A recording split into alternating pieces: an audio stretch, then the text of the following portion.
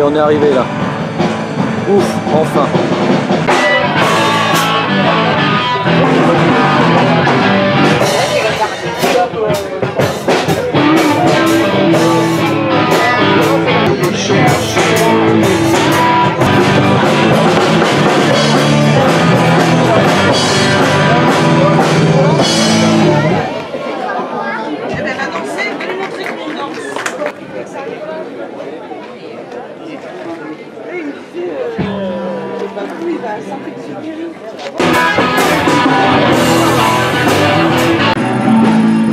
Alors voilà, là on est avec Mathieu.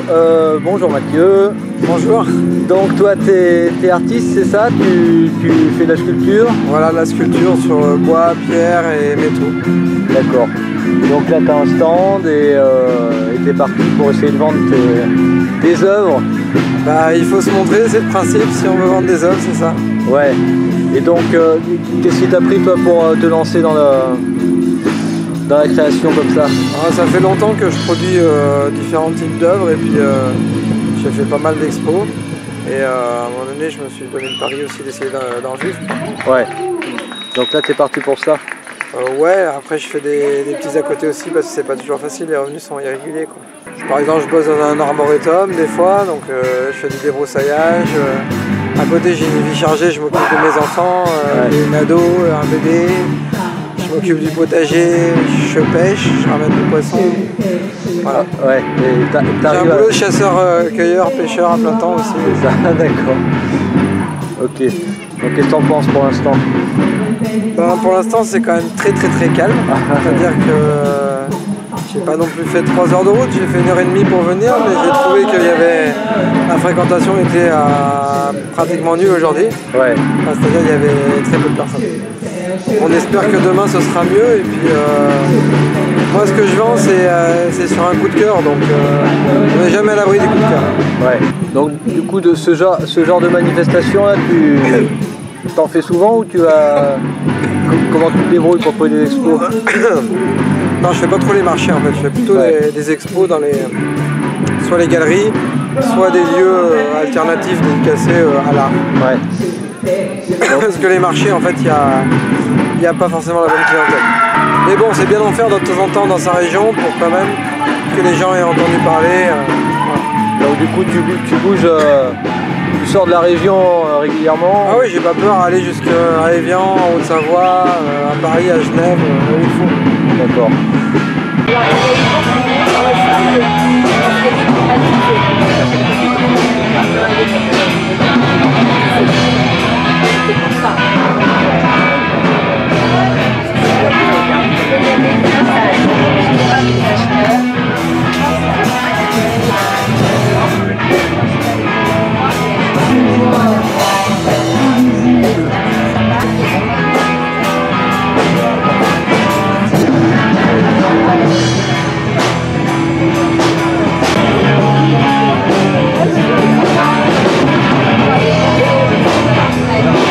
Et vous êtes à côté?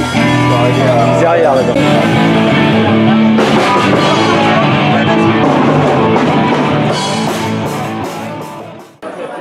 Cinq couplets écrits pour nous rappeler les années 80 quand on était beau. Sweet. C'est parti mon petit gars.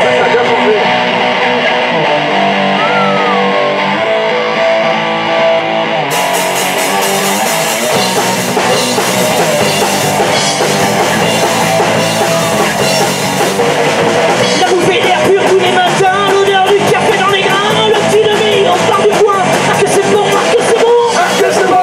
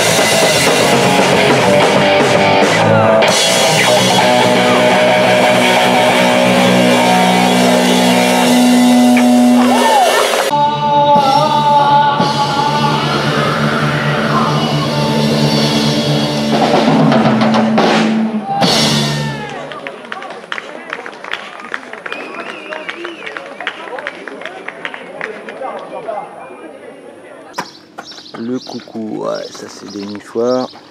C'est super chouette. On va aller voir un peu qui s'occupe de ça. Ah ouais. C'est l'atelier ici? Bonjour.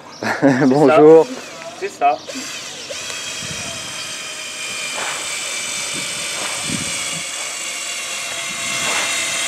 Alors c'est la ruche coucou le nom de...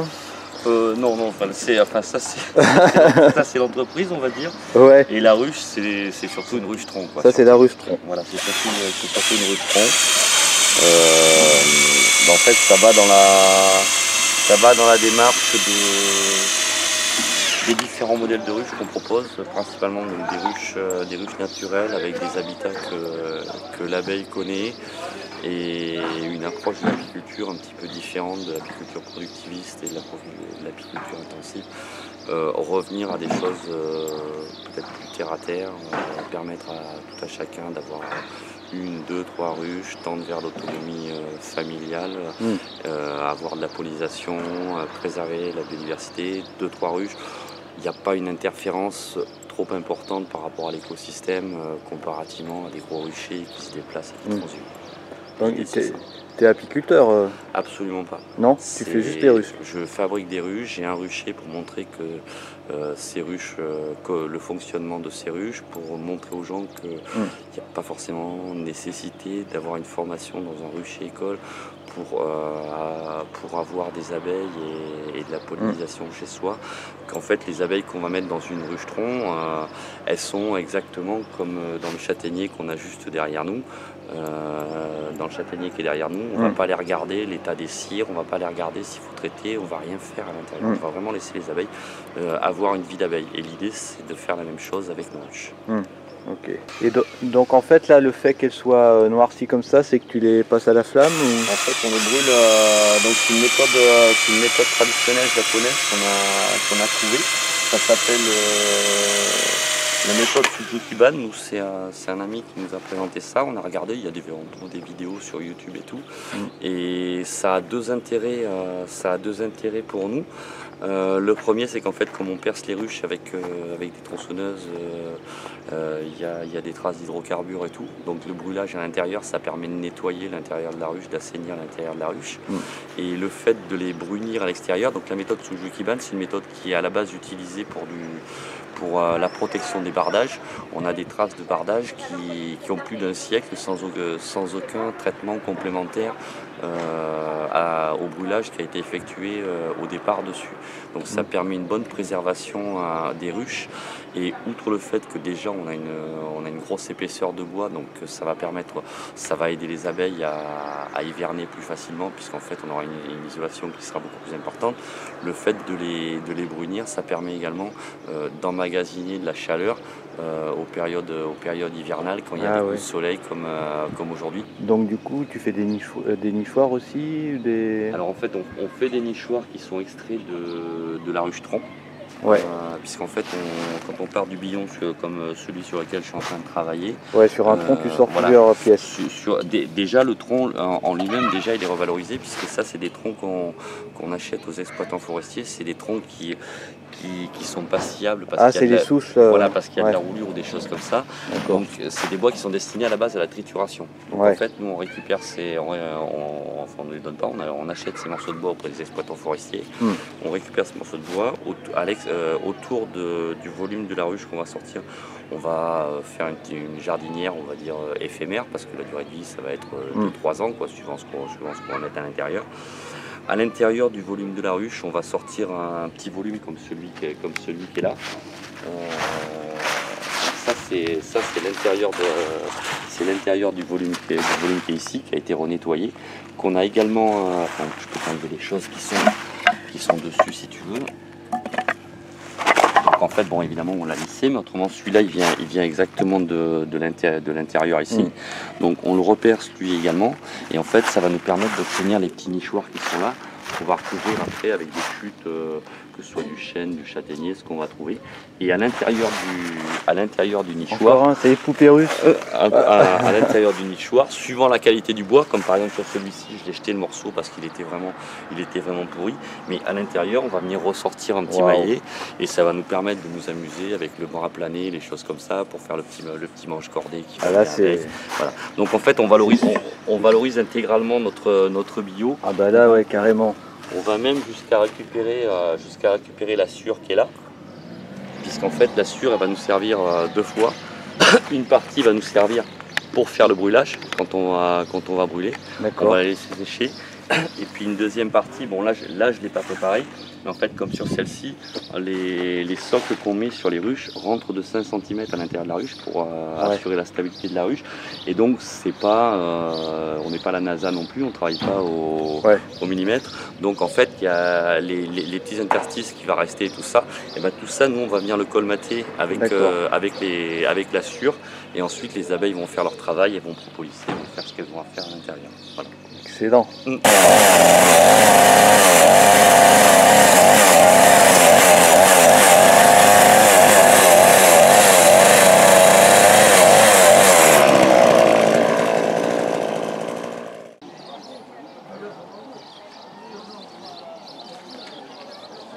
Voilà, donc on est dimanche matin, pas un chat, tout le monde est un peu dans l'attente. On a fait le déplacement, on ne sait pas du tout ce qui va se passer. On va peut-être repartir, ça va être chou blanc, 60 € de place. Les joies de l'incertitude. La banque qui demande des certitudes. Le marché qui n'en donne aucune. Démerde-toi avec ça. Fais de la sécurité avec de l'insécurité.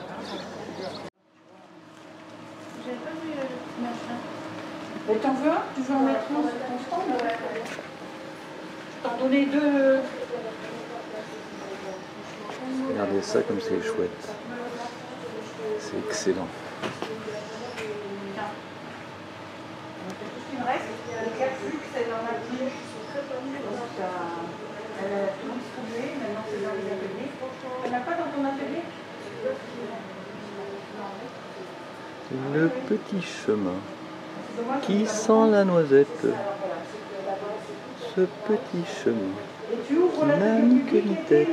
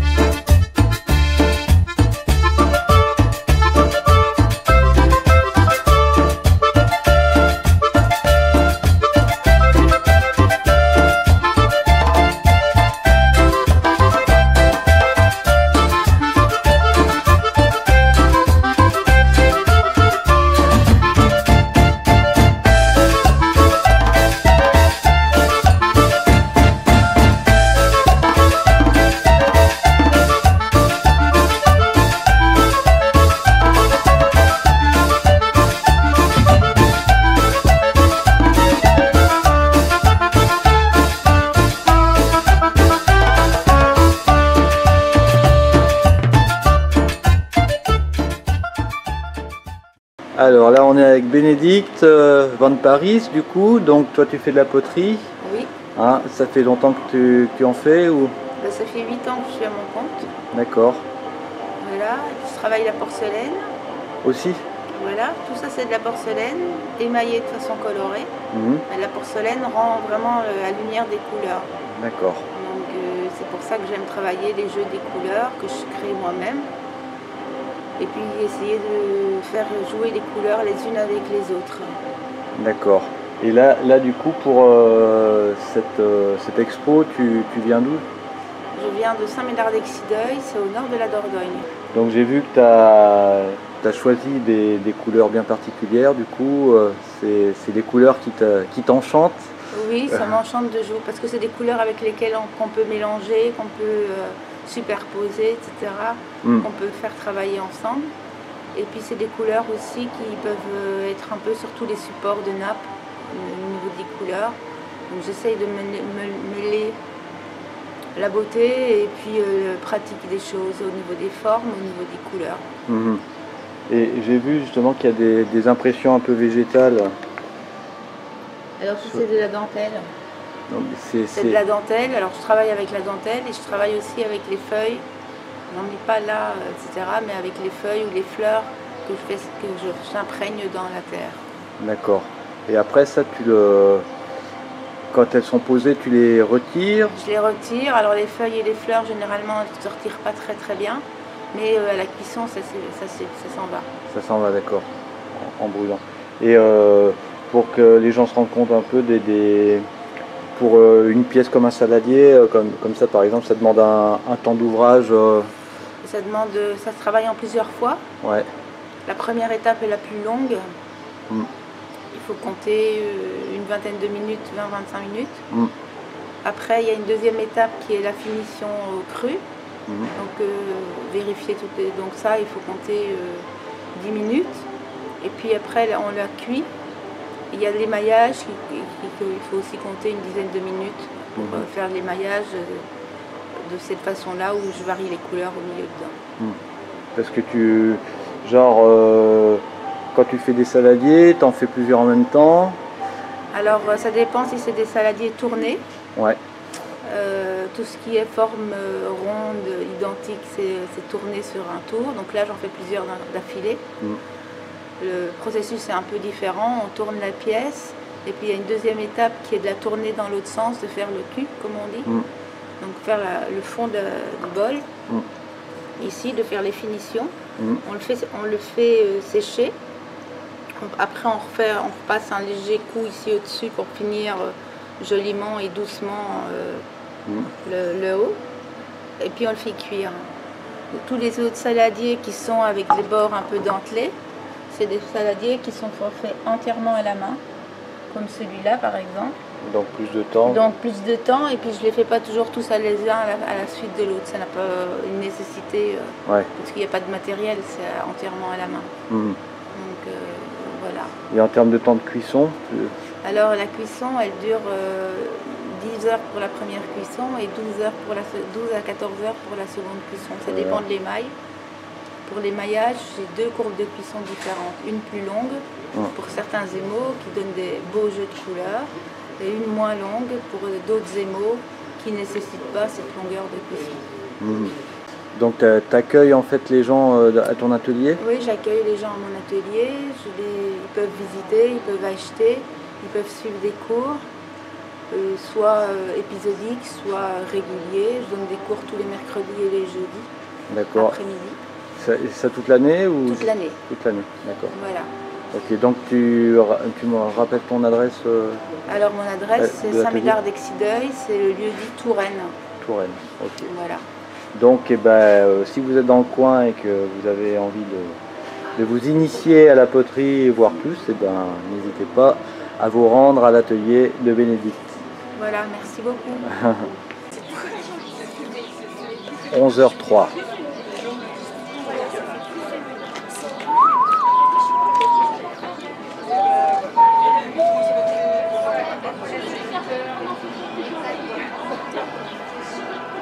« 11h03, pas un chat. C'est dur. C'est dur. » Alors les petits amis, bonne nouvelle. La belle est vendue. Donc on va aller livrer.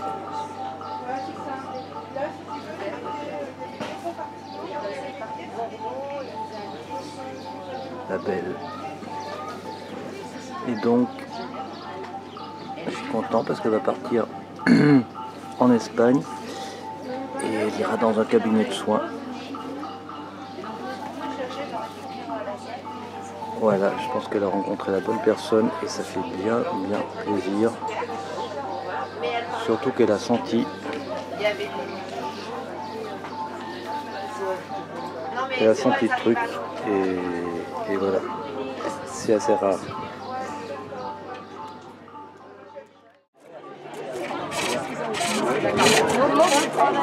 Alors là, c'est génial. On a un tour bio. Apparemment, c'est un tour à bois ancestral qui est très utilisé dans les pays du Nord.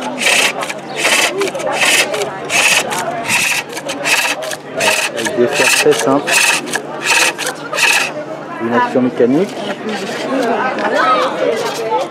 Voilà.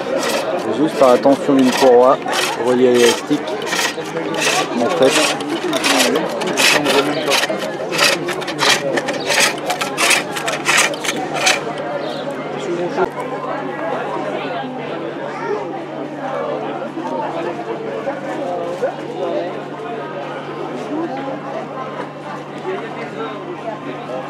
là en fait le truc ici est branché, évidemment c'est réglable. Il bloque ça avec les maillets apparemment. Voilà.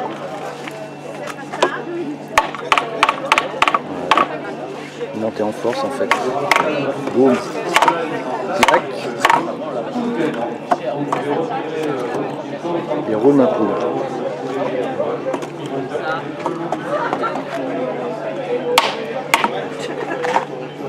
Et en fait la courroie, la sangle, elle fait le tour de la pièce en bois qui est vissée sur la pièce qu'il est en train de tourner. Zéro carbone.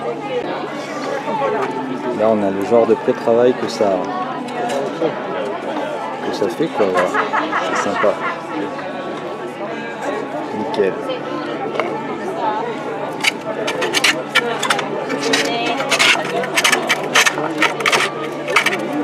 Et là maintenant il va attaquer l'intérieur.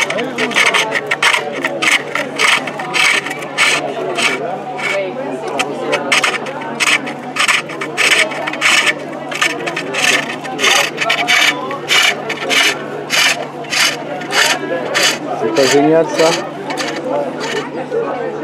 Ça fait envie hein.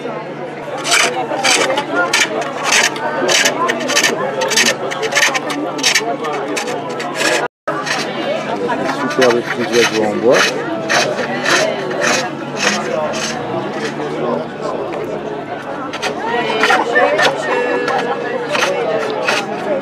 Là c'est de l'organique. Hein. Travail à l'ancienne. La chèvre. Et là, toujours le même stand, c'est de la laine qui est avec des couleurs naturelles. Voilà, c'est vraiment magnifique. C'est en nature. Super. C'est manuel quoi. Voilà. Ça vibre autrement. Un crochet. Ah d'accord. Et là, on a le bol qui est terminé, poussé, ici à la main. So, Zero carbon. Yes, for YouTube. je peux Yes. le cylindre.